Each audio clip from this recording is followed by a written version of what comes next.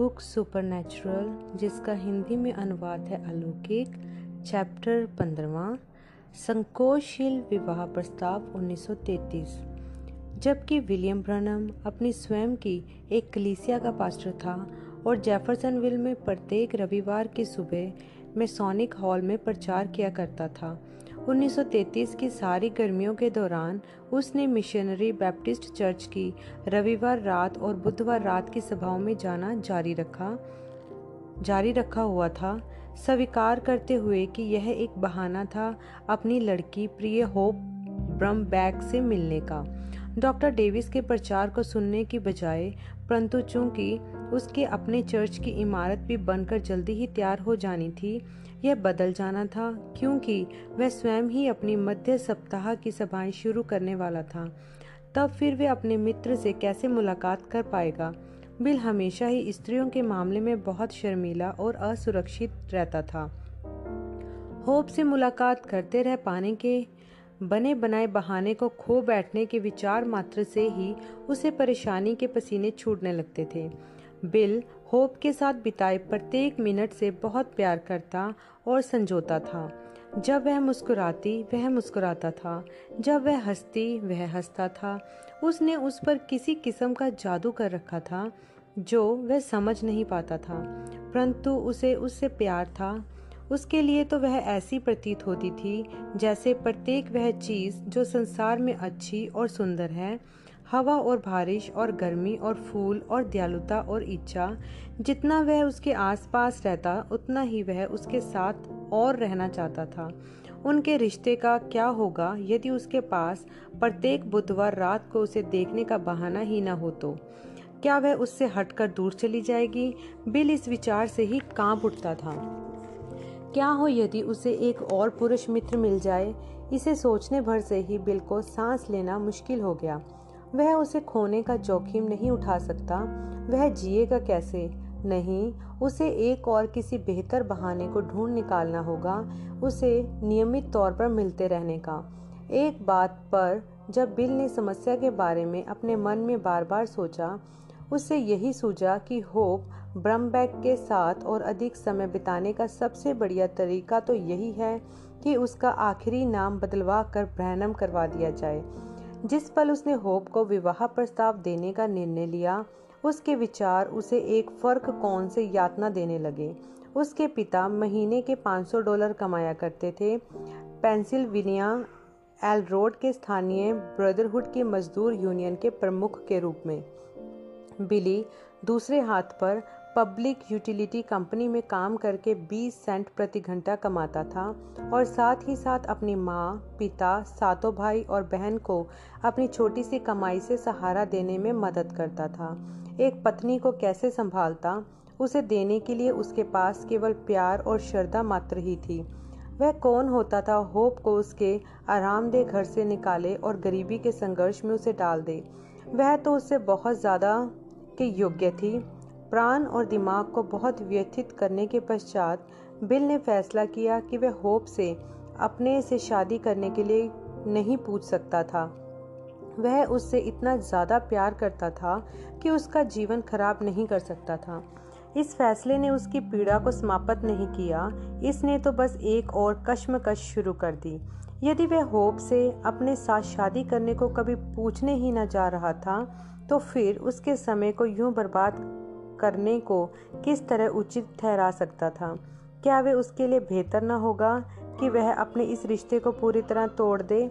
जितनी जल्दी वह उससे मिलना जुलना छोड़ देगा, उतनी ही जल्दी वह किसी और को ढूंढ लेगी, कोई आदमी जो उसे बेहतर जिंदगी दे सके।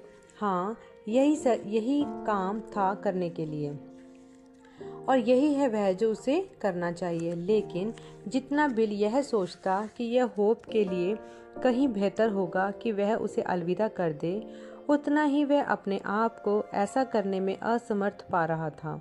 उसने दोबारा अपनी आर्थिक स्थिति और अपनी संभावनाओं का आकलन किया। उसके कुछ भाई अब पर्याप्त बड़े हो गए थे कि वे भी माँ की सहायता करें पारिवारिक खर्चों को पूरा करने में। यह तो और अतिरिक्त जुड़ना था, और बाकी भाई भी बहुत ज़्यादा पीछे नहीं थे। कुछ ही और वर्षों में वे भी अपना अपना हिस्सा बांटने लगते मदद में। एक और अतिरिक्त शायद बिल अपनी मदद को धीमे धीमे कम कर सकता था, अपनी माँ पर और अधिक तंगी बढ़ाए बगैर। फिर यदि वह बहुत परिश्रम करे तो हो सकता है कि वह होप के लिए कुछ ठीक ठीक मर्यादापूर्ण जीविका बना सकेगा। उसकी उत्तेजना बढ़ती गई जैसे जैसे उसने विभिन्न दृष्टिकोणों से विचार करना जारी रखा।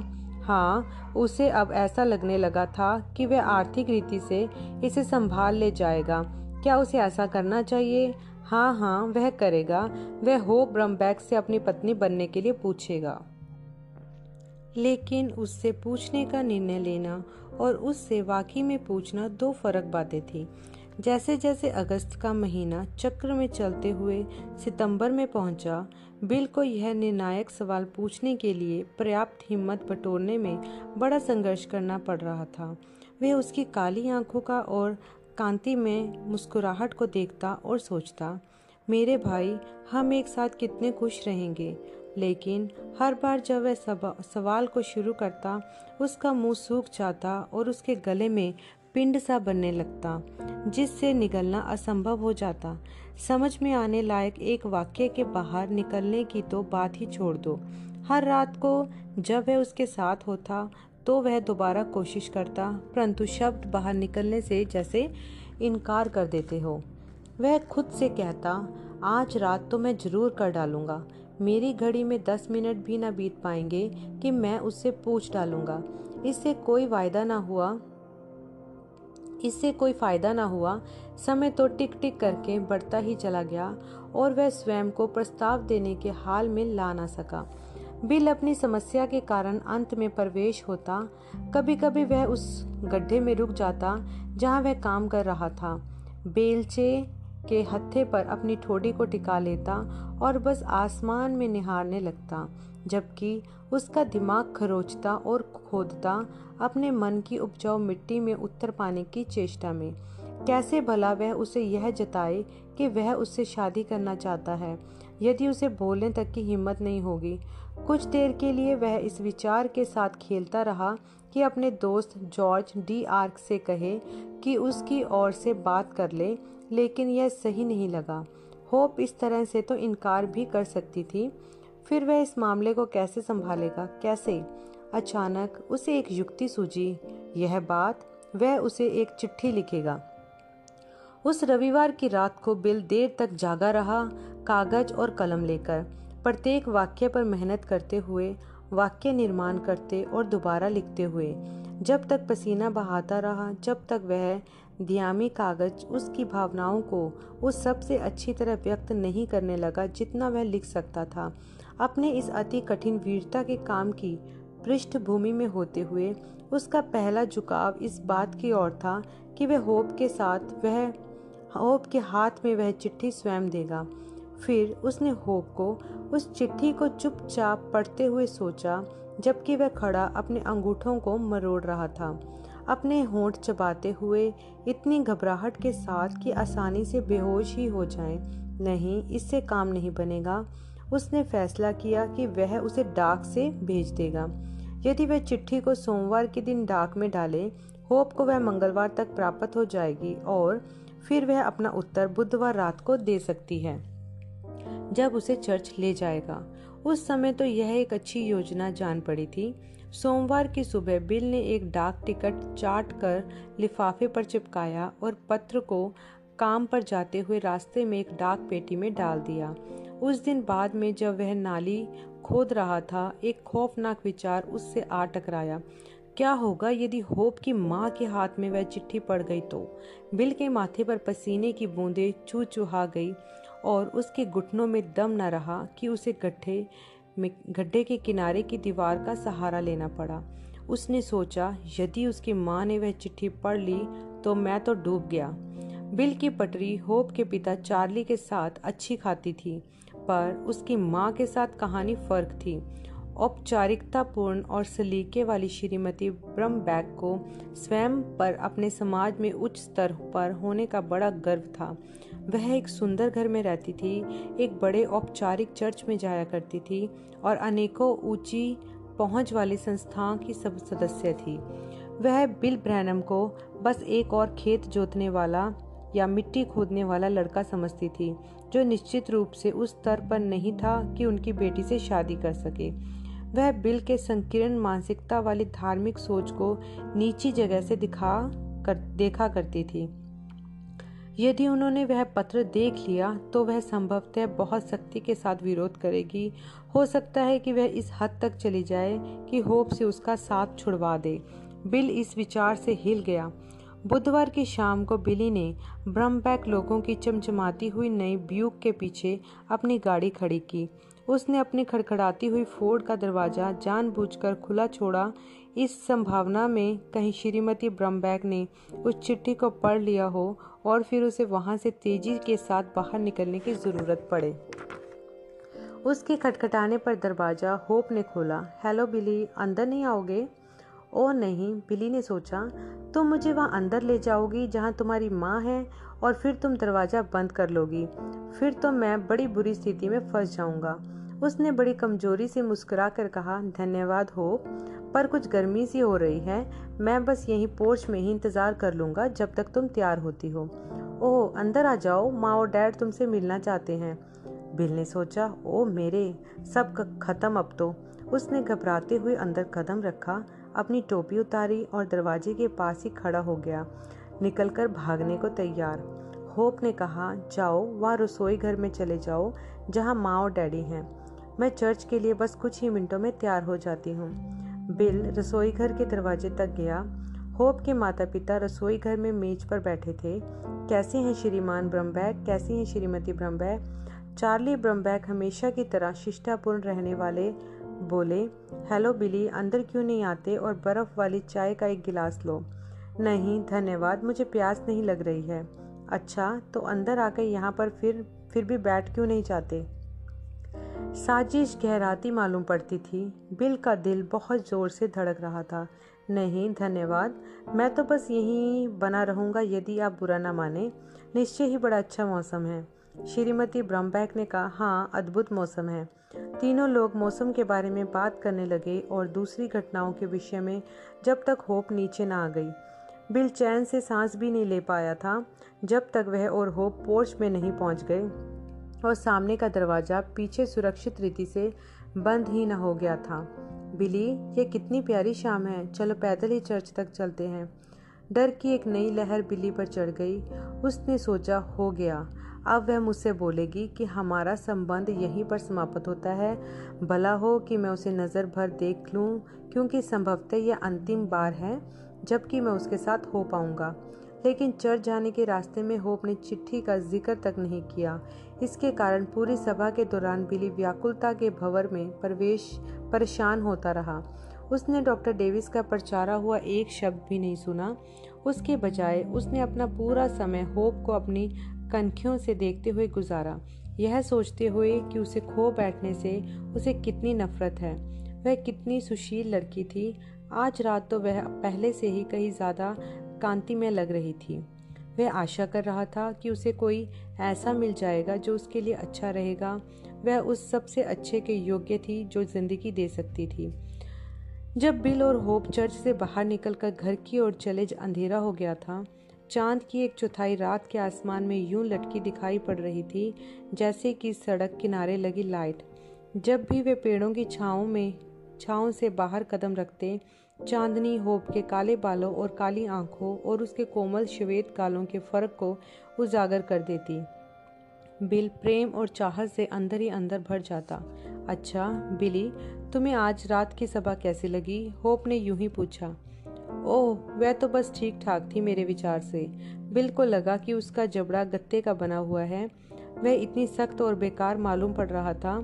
उसने होप के चेहरे को देखा, त्योरियों को चढ़ने या किसी और इशारे मिल जाने की उम्मीद में जो उसे पहले से चेतावनी दे कि अब वह खौफनाक मौका आ रहा है। हर बार जब उसके होठ कुछ बोलने के लिए हिलते, बिल निश्चित हो जाता कि अंत आ गया है, पर उसके बजाय वह फिर से कोई प्रसन्नचित बयान उछाल सा देती, ऐसे जैसे कि उसके मन में कुछ और है ही नहीं सिवाय एक इंडियन गर्मियों के आनंद के। क्योंकि वे उसके घर के करीब आते जा रहे थे और अभी तक उसने चिट्ठी का जिक्र तक नहीं किया था। बिल को यह संदेह होने लगा कि उसे पत्र मिला ही है। अभी तक। हो सकता है कि वह डाक बक्से में ही अटका रह गया हो या फिर डाक में घर में ही खो गया है। कुछ न कुछ हो गया है उसके साथ। यदि होप ने उसे पढ़ा होता तो निश्चय ही उसने उसका कुछ न कुछ जिक्र तो अभी तक किया होता।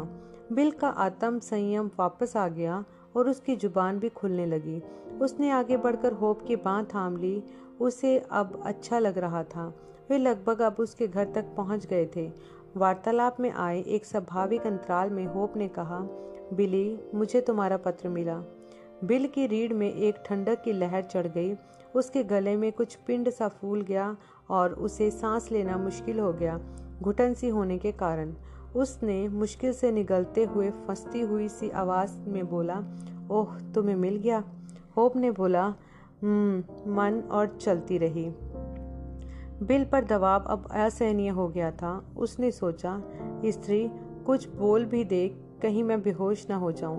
लेकिन होप तो अपने शब्दों को हवा में लटके रह जाने देने में संतुष्ट थी। बिना अगले एक भी बयान के बिल ने सोचा, तब तो मुझी को कुछ कहना होगा, क्योंकि हम तो उसके घर से कुछ ही दरवाजे की दूरी पर रह गए हैं। उसने अपनी सारी हिम्मत इकट्ठी की और कहा, क्या तुमने उसे पढ़ा? उसने उत्तर दिया, और बस इतना ही। बिल को लगा कि वह असमंजस में पागल हो रहा है। क्या वह तुम्हें पसंद आया? उसके होठ कुछ ऊपर की ओर मुड़ गए, शरारत भरी मुस्कुराहट से। ओह, वह बढ़िया था। बिल को उत्तेजना का एक प्रवाह महसूस हुआ। वह चलते ही रुक गया और उसकी ओर चेहरा करके बोला, होप, बिल, मुझे तुमसे शादी करके खुशी होगी। वह बोली, मैं तुमसे प्यार करती हूँ। अगले दिन बिल और होप गाड़ी से बाजार गए, एक आभूषणों की दुकान पर। बिल ने $8 कीमत चुकाई शादी की अंगूठी की एक सेट की। उसने शादी की अंगूठी को अपनी जेब में एक कैच पिन की सहायता से फंसा लिया कि कहीं दुर्घटनावश खो न जाए। फिर उसने होप की सुंदर उंगलियों को कोमलता के साथ अपने खुरदरे हाथ में लिया और मंगनी की अंगूठी को पहनाने लगा। होप ने उसे रोका, बिली, तुम्हें नहीं लगता कि यह एक सज्जनतापूर्वक बात रहेगी यदि तुम पहले मम्मी और डैडी से पूछ लो? बिल को ऐसा लगा कि उसके दिल की मांसपेशियों से एक धड़कन छूट गई हो। ओ मेरे, उसने सोचा, फिर चालू हो गया। उसे इस बात का डर था कि श्रीमती ब्रम्बैक पर्याप्त जोरदारी से विरोध करेगी कि होप को पीछे हटना पड़ जाए। धीरे से, अनिच्छापूर्वक, झिझकते हुए उसने यह शब्द निकाले, हाँ, मुझे भी यही लगता है।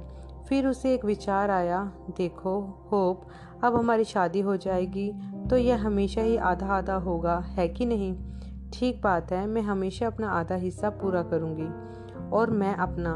क्या कहती हो यदि हम अभी से ही ऐसा शुरू कर दें तो? तुम अपनी माँ से पूछो और मैं तुम्हारे डैडी से। होप ने कंधे उचकाए, मुझे तो यह ठीक लगता है। शायद तुम्हें मुझको तुम्हारे पिताजी से पहले पूछ लेने देना चाहिए। बिल ने चालाकी से प्रस्ताव रखा।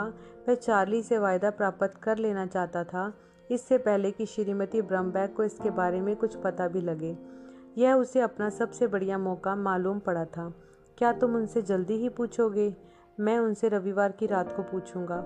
अगले रविवार की रात को जब बिल होप को चर्च से घर वापस ले आया, उसके बाद दोनों लिविंग रूम के फर्श पर बैठकर विस्ट्रोला फोनोग्राफ सुनने लगे। चार्ली ब्रम्बैक अपनी मेज पर बैठे हुए कुछ टाइप कर रहे थे। श्रीमती ब्रम्बैक एक गुदगुदी मॉरिस कुर्सी पर बैठी क्रोशिया बुन रही थी। होप ने त्योरियां चढ़ाकर बिल को घूरा, अपने सिर को हिलाकर अपने पिता की ओर इशारा किया। बिल ने अपना सिर झुकाया और उसकी माँ की ओर इशारा किया। वह उसके पिता से इस समय पर नहीं पूछ सकता था, तब नहीं जबकि उसकी माँ भी उसी कमरे में बैठी हुई थी। यह तो ऐसा हो जाता जैसे कि दोनों से ही पूछा जा रहा हो। उसकी माँ तो बवाल मचाना शुरू कर सकती थी और बिल के हाथ फिर कुछ भी न लगता। बिल खड़ा हो गया, 9:30 बज गए हैं। मुझे लगता है कि अब मुझे चलना चाहिए। होप उसका हाथ पकड़कर दरवाजे तक साथ साथ गई। उसने शुभ रात्रि बोला और चले जाने का उपक्रम किया, परंतु उसने उसका हाथ छोड़ा ही नहीं। वह फुसफुसा कर बोली, क्या तुम उनसे पूछोगे या नहीं? मैं उनसे नहीं पूछ सकता जब तक तुम्हारी माँ भी वहाँ पर बैठी हो। तब फिर मैं वापस अंदर चली जाती हूँ और तुम उन्हें यहाँ बाहर बुला लो। यह बिली को अजीब लगा, लेकिन उसे भी इससे बेहतर कुछ और सूझ नहीं रहा था। ठीक है, होप वापस बैठक में लौट आई। बिल ने गला साफ किया। श्रीमान ब्रम्बैक, क्या मैं आपसे बस 1 मिनट कुछ बात कर सकता हूँ? चार्ली ने टाइप करना रोककर अपनी कुर्सी में ही बिली की ओर घूमकर कहा, निश्चय ही बिली, क्या बात है? मेरा मतलब था बाहर पोर्च में। श्रीमती ब्रम्बैक ने अपनी क्रोशिया की बिनाई से नजरें उठाई और सवालिया रीति से भौहें चढ़ा ली। चार्ली ने कहा, बिल्कुल, और वह बिली के पीछे पीछे सामने के पोर्च में चले गए, अपने पीछे दरवाज़ा बंद करते हुए। बिल वृक्षों के ऊपर लटके हुए चांद की ओर देखता रहा। निश्चय ही यह एक सुंदर रात है ना? बिल्कुल है, चार्ली ने स्वीकारा। निश्चय रूप से बीते समय में बड़ी गर्मी रही है। बिल्कुल रही है, बिल सही शब्दों के लिए हकलाता हुआ बोला। आप जानते हैं, ओह मैं था, ओह अचंभित था। यदि तुम उसे ले सकते हो बिल। एक राहत की लहर उसमें होकर गुजर गई। उसे श्रीमान ब्रम्बैक को गले लगाने का मन हो रहा था, पर सिर्फ उनके हाथ को ही दबाने तक सीमित रहा। चार्ली, आप जानते हैं कि मैं एक कंगाल आदमी हूँ। मैं उसका ध्यान उतनी अच्छी तरह नहीं रख सकूँगा जितना कि आप। मैं सिर्फ 20 सेंट प्रति घंटा कमाता हूँ। लेकिन चार्ली, वह किसी भी दूसरे को ढूंढ नहीं पाएगी जो उसे मेरे जैसा प्यार करता हो। मैं अपने हाथों से खून बहने तक मेहनत करूँगा ताकि उसके लिए एक जीविका अर्जित कर सकूँ। मैं उसके लिए सच्चाई से जीऊँगा और मैं वह सब कुछ करूँगा जो मैं कर सकता हूँ उसे खुश रखने के लिए। चार्ली ने अपना बड़ा सा हाथ बिल के कंधे पर रखा। बिली, मैं जानता हूँ कि तुम उसे प्यार करते हो और मैं जानता हूँ कि वह तुमसे प्यार करती है, और इस आधार पर तो भला हो कि मैं उसको तुम्हें ही सौंप दूँ बजाय ऐसे किसी और के जो उससे बदसलूकी करे। इससे मतलब नहीं कि कितने पैसे वाला हो, और फिर इसके अलावा यह मायने नहीं रखता कि जीवन में तुम्हारे पास क्या क्या है। बात तो यह है कि जितना तुम्हारे पास है उसमें संतोष कितना है तुम्हारे पास। धन्यवाद चार्ली, मैं इसे याद रखूँगा। बिल ने कभी होप से यह पूछा ही नहीं कि उसकी माँ ने क्या कहा जब उसने उनसे पूछा। यही जाना पर्याप्त था कि श्रीमती ब्रम्बैक उनके रास्ते में खड़ी नहीं होंगी। शादी की तारीख आने वाले वर्ष के जून में रखी गई।